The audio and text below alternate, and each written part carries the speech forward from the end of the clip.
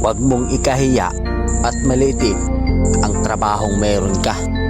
Katulong, construction worker, pahinante, driver, welder, gwardya, basurero, o kahit ano pa man ang trabaho mo.